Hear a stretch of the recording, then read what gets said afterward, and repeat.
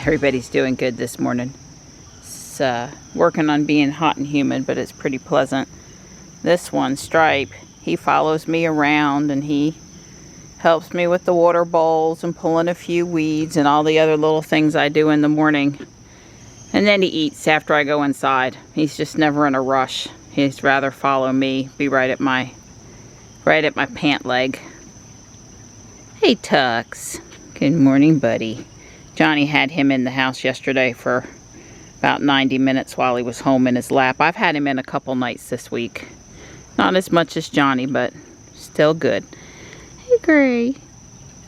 Don and I are in Jules. It's 9:15 a.m.-ish. We're headed to Yates Mill. I picked that this morning. We decided we'll try Dorothea Dixon to sunflowers tomorrow. We'll try to get a little earlier start. We're really not that late today, but we are a little bit later, which is fine. You know, on Saturday and Sundays, we're more casual. The only reason we wouldn't want to be too casual is the heat. Yeah. And it's, we'll see what temperature it is here in a minute, but it's around 80. Yeah, the sun waits for no man. Yeah, and one of the reasons I picked Yates Mill, besides the fact that we can't go there during the week, and it's my favorite county in my favorite park in Wake County, is that the Mill Pond Trail is greatly in the shade. And, you know, we'll be out in the sun on the boardwalk over by the mill a little bit, but there is a lot of shade there, so that was part of it. Anyway, happy Saturday. Let's go get our exercise in. I was really pleased yesterday. I was looking at my resting heart rate a few times, and when we started this whole thing, it was certainly like in the upper 80s, even 90 or 100 sometimes, and part of that may have been anxiety.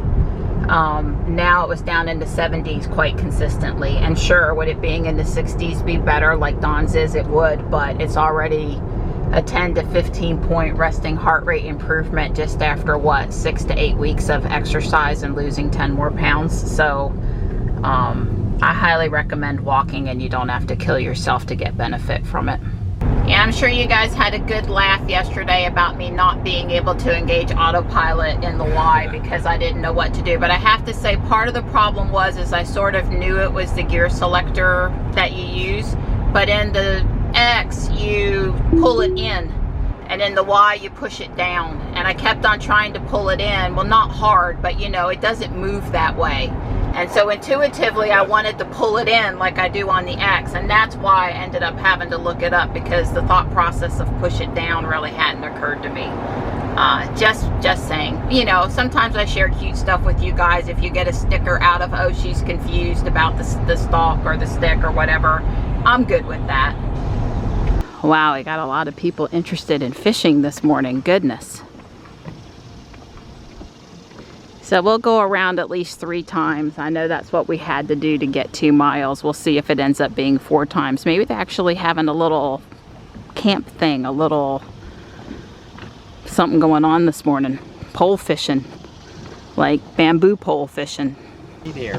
Thank you for bringing me to my favorite park. You're welcome, pretty girl. Happy Saturday. Yep. Yeah, as long as the bugs don't bite me on the trail today because of the humidity, we'll be good.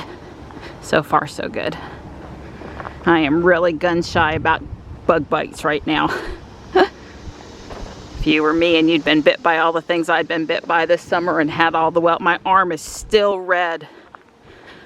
Pink, extra pink. Red is not the right description. Pink, where I got bit by the bee. It's still not right. Little wildflowers along the trail. That's good. Take pictures of the wildflower and put my shadow right over top of what I was trying to show you. Yep, that was great. Yeah, one of the guys we watch on YouTube, Sten Ekberg, no C, E-K-B-E-R-G, Sten, S-T-E-N. He's a former Olympic athlete, chiropractor, functional medicine doctor. Really smart guy. Highly recommend. He talks about the benefits of walking on uneven ground versus walking on asphalt. I mean, you gotta walk where you can walk.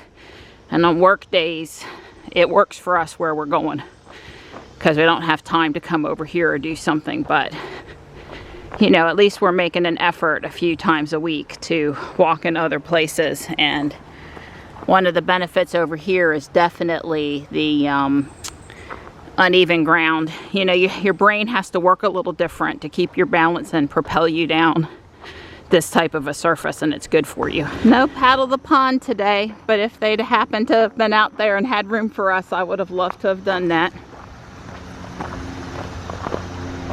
We'll do a little more sightseeing at the end. Right now we're trying to get her done, right?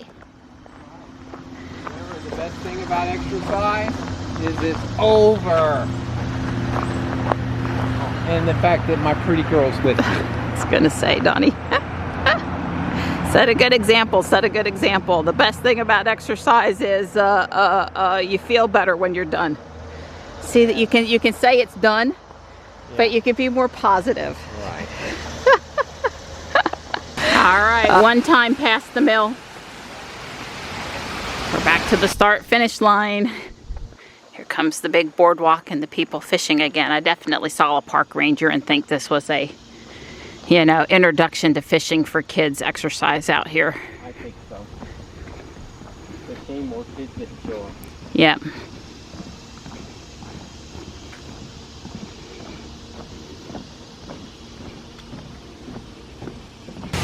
All right, here's the second time around passing the mill. There's some, they probably don't normally show it, but there's these big rocks that are made into steps. They hauled all of this in here, or most of it in here, when they redid the mill after it got washed out from Hurricane Fran in '96. There are some pictures of when they brought some of the rocks in with a crane.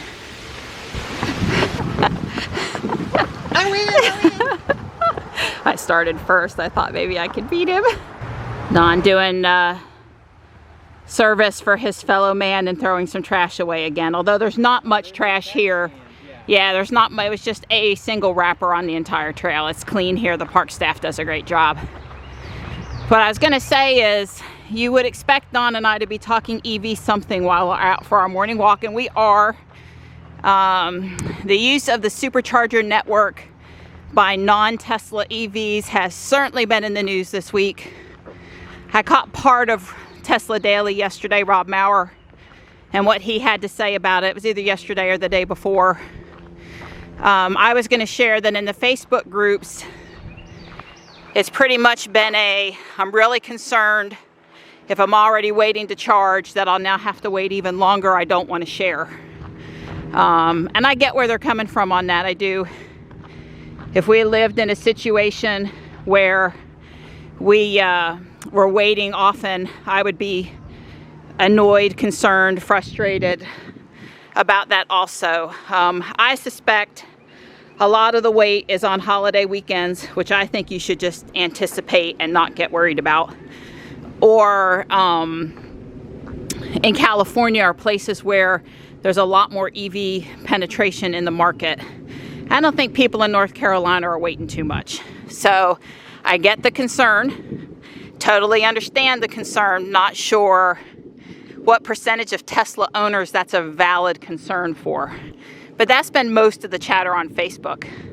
But Don had a couple of points, because I monitor Facebook for us, and he monitors other things and thinks about other things for us. So I guess now I have to ask myself, you know, how much of me is pulling for Tesla to save the planet, and how much of me is pulling for Tesla to make me enrich me personally, or our family. So you know, it's a little bit of a conundrum there, conundrum. So I guess, you know, we have to remember Elon's never made, you know, it was easy back when we were, Elon was saying all this stuff. We were all for it, but now it's like, well, now that it seems like a reality. Yeah, now it's actually, you know, having to potentially pony up money, effectively, not actual additional money, but, you know, potential gains that you might be anticipating that may not be there because they're giving up this horrendous competitive advantage. Right. Well, I guess, yeah, Don said he heard a study when he was chatting with me, and I decided to start filming. Tell him about the study you heard. I don't want to repeat what you said. Yeah, you say it. I'm sure other people have heard it. That basically, I'm not going to get my numbers right, but they asked people, is climate change important to them? And they say, absolutely. Climate change is like super duper important. Okay. Then the next question is, so would you pay $100 a month to fix the planet? And they say, oh no, I can't quite afford $100 a month. And they say, would you pay $50? Oh, well, you know, 50 is, I think it ends up down to $5 or $10 is what people are willing to, a month to pay to fix the planet. And that's, you know, if you're trying to say what's a priority, and it's important, and you're willing to spend $10 a month on it, whew, I mean, I don't know, people's priorities are a little screwed up. Right, well, I guess you'd have to ask those that tithe to their church if the pastor would be happy with $10 a month. I suspect that would be thought of, good morning, that would be thought of as not sufficient. Inadequate, yeah. So I did hear Rob say, and I thought this was a great point, that depending on what the contract is, that the concern about I'm having to wait, well, this contract could be bringing in more revenue that just could be dumped back to making the network bigger. And I hear that, and that sounds good, and I can certainly, I mean, Tesla's been... would advance Elon's goal, right? Right, that would advance the goal. I'm sure there would be some short-term growing pains. But the supercharger network is always expanding and always growing, and there are always going to be growing pains anyway. So I do think that if it's going to help fund more superchargers for everyone closer together, that could be a positive. So let's not just assume, oh, there's never going to be another new supercharger, and now I'm going to have to share, and I'm never going to be able to charge my car. Because I don't think that for a minute, I don't think that's what's going to happen. So let's not go there. And, you know, it's really intended for travel, not for a charging plan. And hopefully over time, as apartment complexes, townhomes, all these people get more infrastructure at home, then they won't be needing to use the supercharger network as their primary charging spot. They'll only really be using it during travel, which would certainly help a lot. That and maybe the addition of some more urban type chargers. Certainly that one in Cary is busy all the time near the Target and appears to be quite urban versus travel used for. And the other thing is, we don't know what automakers are interested in the contract. We really don't know, sharing with us, sharing with Tesla, using Tesla's network. So I think we're all hearing, oh wow, every other EV out there, but there's complications like, will they put in new pedestals with an alternate plug? Yeah. Will manufacturers have to put software on their cars to make it work? Or they just not have as seamless a charging experience as us Tesla people? One would think there's going to have to be some software and hardware involved. I don't think they're just going to flip a switch and tomorrow Chevy Bolts are going to be on the network. So I would highly support, I guess I'm going to say, some priority given to other smaller innovative manufacturers. Like if Lucid wants to share Tesla's network, that doesn't bother me. If Fisker wants to share, that doesn't bother me. If we put the ID4 on our network, that might bother me. So let's see the volume, the manufacturer, these types of details also before we get too worried about it. But I get we're all watching and waiting to get more details and interested in this conversation. So the other thing, you know, this experiment in Europe, or this moving forward in Europe, you know, they use the Type 2 CCS. It's different than the CCS here in the States. And, You know, Elon uses this proprietary plug, and of course he said, you know, we did it because there was nothing out there, so we just did it. And oh, by the way, it works great. And it works great. Small profile. I mean, there's lots of things to love about it. Right. Well, at some point, you know, he's learning a lot putting the dual cables, the Tesla plug and the CCS, European CCS plug at his superchargers in Europe. But they don't have screens, and I understand that in Europe you have to display data about the charging session on the pedestal. So that's going to be a change. He obviously at some point is going to have a change related to, is he still going to put dual cables on the thing all the time for the old Teslas and the new Teslas?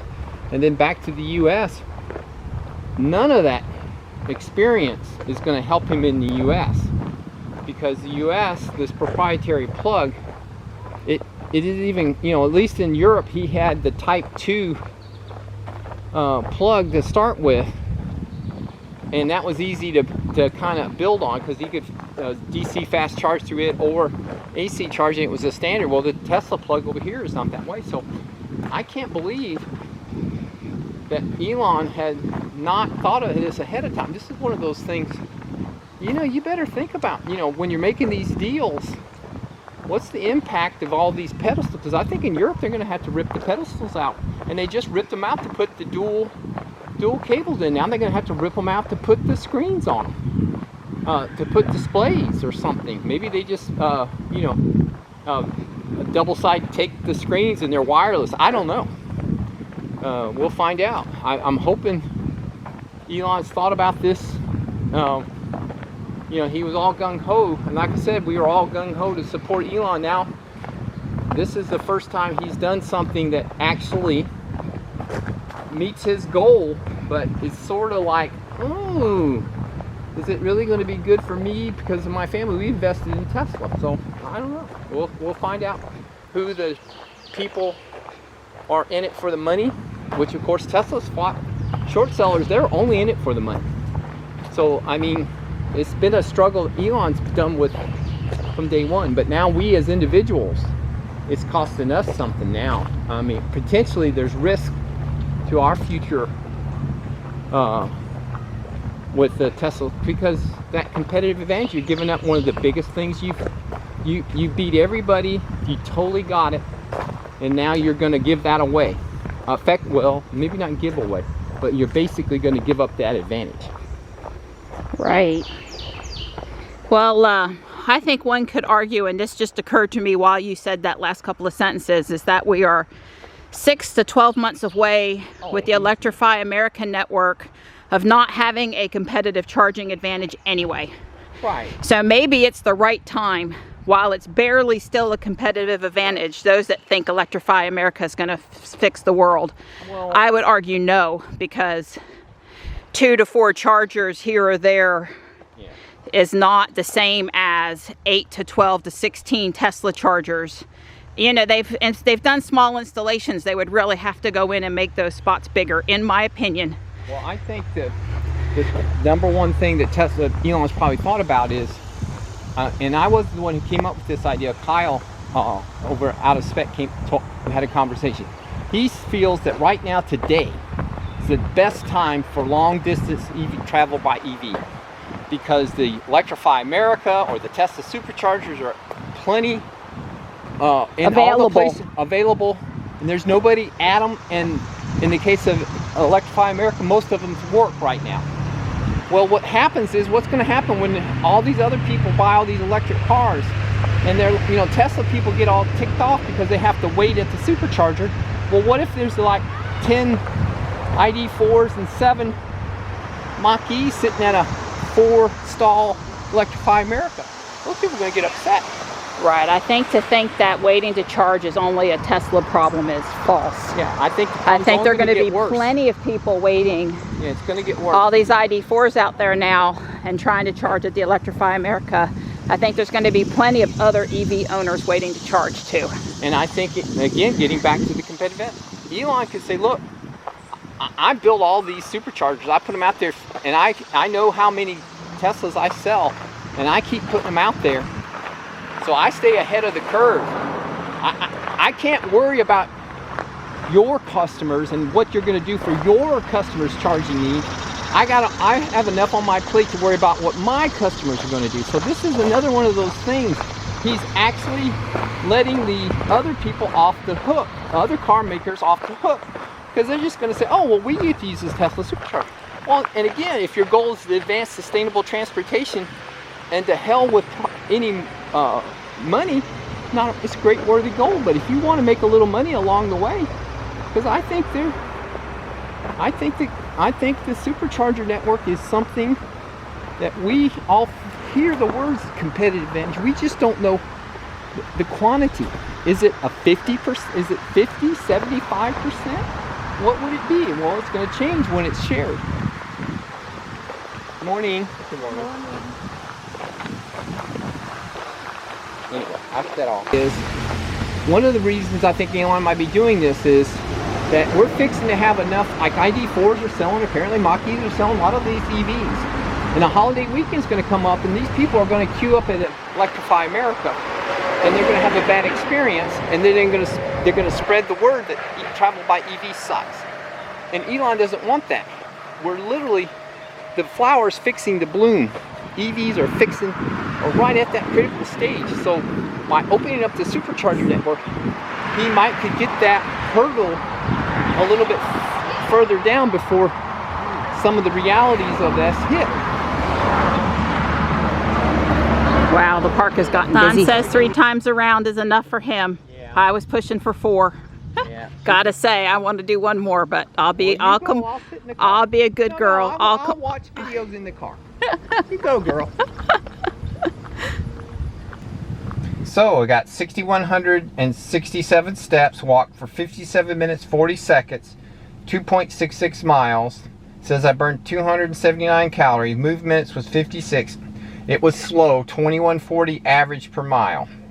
Yeah, well, I noticed my heart was up higher, and we were having to work harder to walk on the uneven surface. Yep. It is definitely a little bit more of a workout. It is. And probably slows our pace slightly. Plus, we did have to be careful on the steps and move around people. Yeah. And I stopped to take not as many pictures as I would have normally taken, for sure. But yeah. Don pulled in for a craft fair at the American Legion, and there's another Tesla.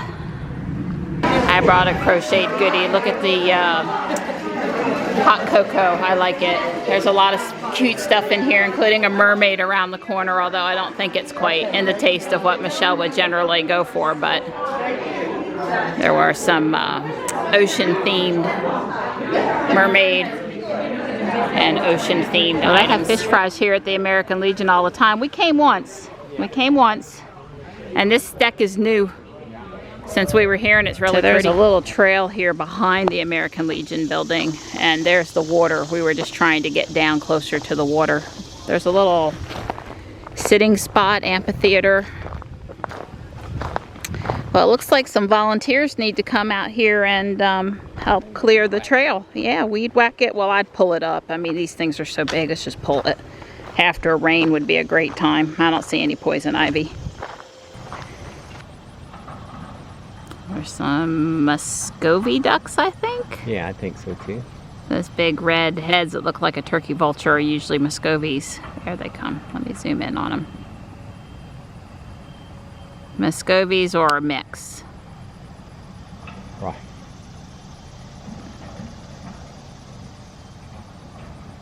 Moving right along. To tell you, Donnie, I see that and I want to be out on the water. Not in the boat, the electric thing. I want to be out on a kayak or something. You know, your girl, she's got energy problems. Oh, you don't have no problem. I hopped out to come look at the Fuquay Varina Growers Market. There's a few booths still set up.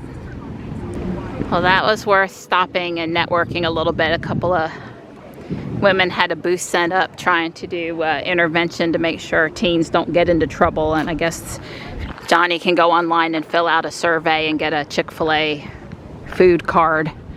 And actually, for someone that's volunteered at Guardian Angel, he could write a little summary about the experience that would help persuade other youth to participate in an experience like that. And I told them about Johnny's school, and it was all good. So we haven't had a super busy rest of our day afternoon, but I did go through the closet and pull out a donation for Guardian Angel of things that I either no longer like, no longer fit, no longer wear. So I've got to, you know, you bring it home, eventually you got to send some of it back. And I felt good getting the closet. We'll call it a summer cleaning in this case, I guess. So when I switch over for fall, it won't be so busy back there. It's Jules' turn.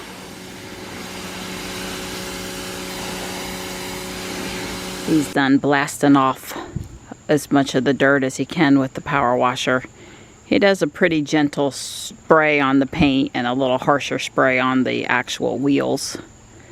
And now he's hand washing and listening to some podcast that he enjoys. I'm cleaning house and folding laundry, and I did blow the driveway and doing other stuff that won't get me bit. Now it looks like he's doing a little bit of that no wash, rinse and shine. Yeah, it just kind of gives it a little bit more of a shine as you dry the car, and you know, it kind of gives it a small amount of protection.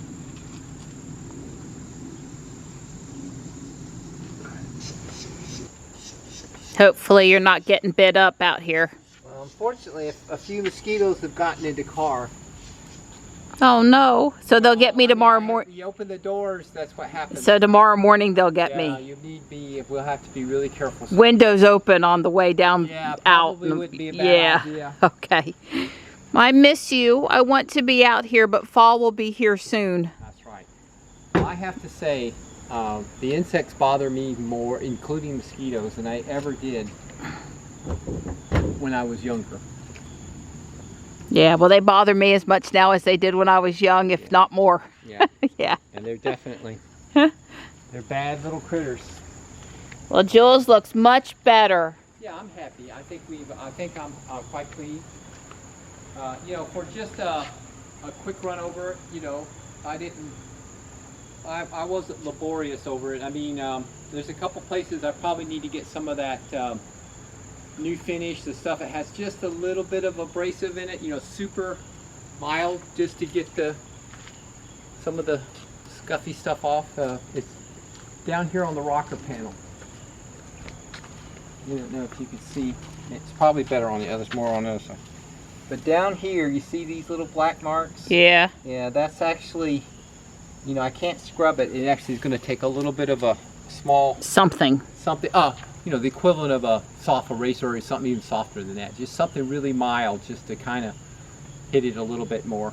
But I don't scrub that real hard. Well, sometimes less is better. Yeah, I just leave it there and say, you know, you can't get into trouble. Less is better. Yeah.